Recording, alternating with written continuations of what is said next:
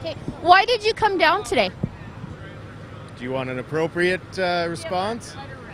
Everybody's sick of getting their nuts stretched out.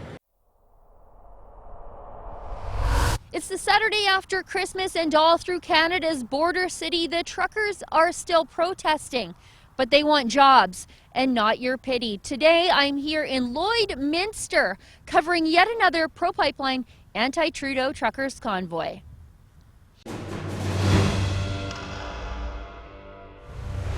Well, I started off my day at home in Alberta, but I began work in Saskatchewan and I'm finishing up again in Alberta. I'm here in the border city of Lloydminster for another pro-pipeline, pro-oil and gas truckers convoy with a side helping of yellow vest protest. Now, I've got to tell you, friends, I can't really be much more in my element than I am today covering this protest.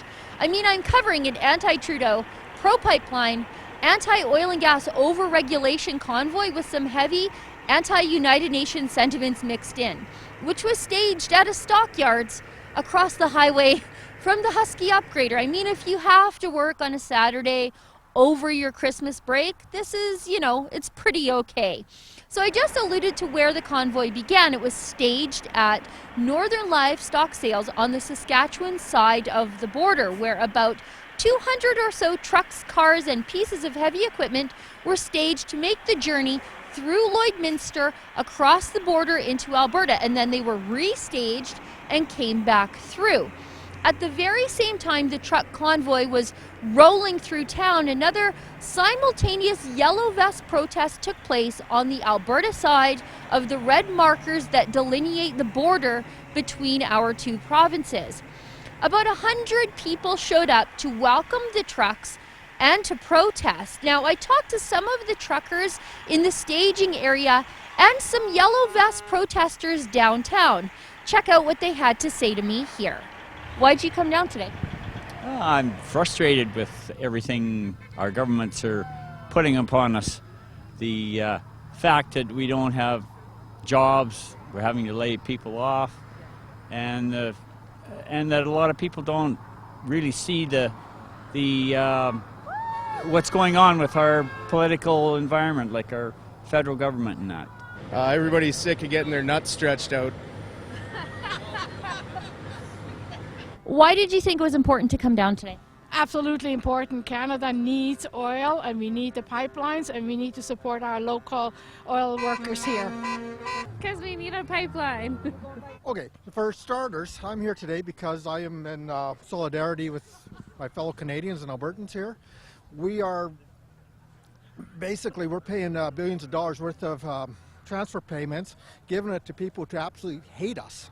And they use that money to fund further socialism, which I am absolutely against. Have to support Canada. We have to get the pipelines going. We have to stop Trudeau from doing some of the things that he's doing. Like, it's so scary for Canada. Myself, not so much, but my grandchildren, we have to make a difference. Why did you come down today? Just to show our support for Alberta Oil and how we're getting treated from the east and the federal government. And I just think it's unfair, and a lot of people are losing their jobs. I'm a company owner myself, and we've really seen the crunch and the slowdown. I came out for our freedom, our rights, to build our country back to where it was, to make it better, to make things fair. Do you feel like the federal government is putting Canada first? No, absolutely not. They're breaking our country, and we got to get it back. We have to look after ourselves first. We can't give if we got nothing to give. So you organized the convoy today? Yes, I did. Me and Mark Ouellette started it all off.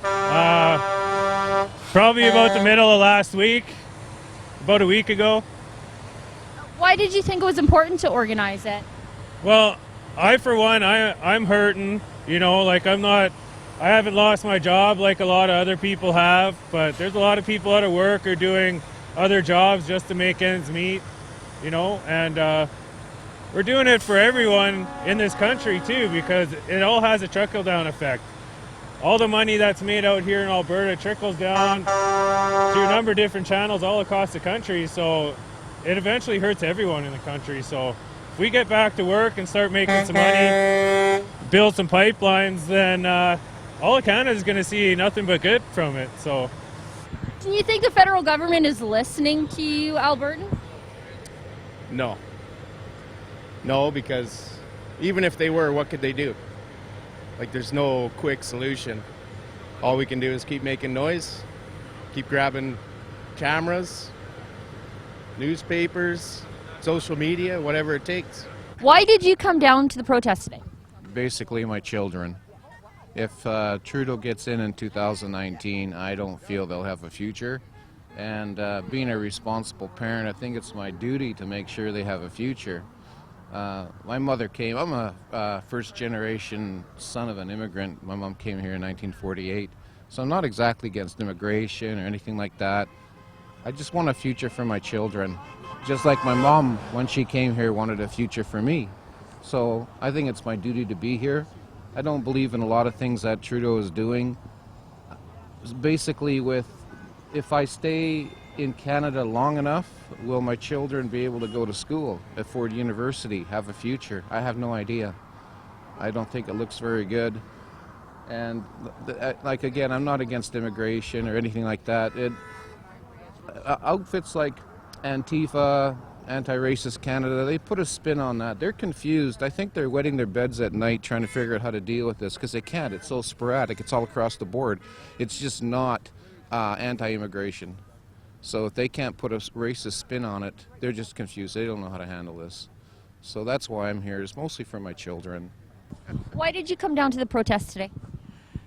Because I've got 3 daughters and a husband who haven't been at home for work for 3 years. We need a pipe built. We need our children to be with their fathers again. 2 of my son-in-laws had to move to BC to find work. This is ridiculous. Bring our guys home, give us work, that's all we want. Now, I heard from a lot of people today that said they weren't here for themselves, rather that they were here for someone in their family who works in oil and gas, or that they are here for their kids and their grandkids. One lady even told me she's here for her great-grandkids that she doesn't even have yet. Now, I get the sense that these people are truly still Canadian patriots who love their country, but the feeling isn't mutual. The love is not reciprocated. Now, if the mainstream media and the federal Liberals, but I think at this point I'm sort of repeating myself when I separate the two groups, think ignoring these protests will make them go away, that's obviously not the case.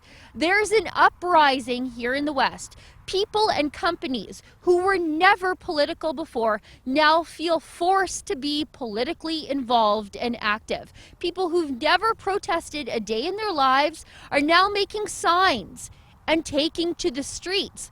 But they don't want handouts. They don't want loans. They don't want welfare, and they don't want any sympathy.